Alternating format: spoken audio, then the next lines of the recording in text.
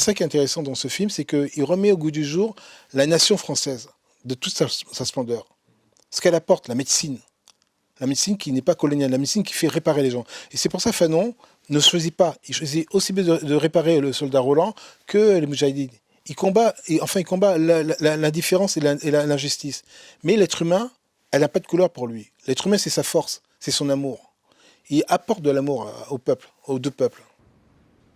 Le devoir du citoyen, le vôtre, le mien, est de le dire. Le peuple colonisé est présenté comme un peuple arrêté dans son évolution, incapable de gérer ses propres affaires, sans histoire. Frantz Fanon est toujours là, il y a encore des Frantz Fanon. Moi, je suis un Frantz Fanon. Jean-Claude Barnier est un Frantz Fanon depuis très longtemps. C'est ce qui fait qu'il a eu envie de faire ce film. Et grâce à ce film qu'il est en train de faire, il y aura des Frantz Fanon. Je vous parle de nous deux, mais nous, on a rencontré tellement de gens qui sont Frantz Fanon, qui ont été bercés par Frantz Fanon, qui ont été éduqués par Frantz Fanon. C'est juste qu'aujourd'hui, on a le sentiment qu'il n'y en a pas assez. Et enfin une chance que ça change ici.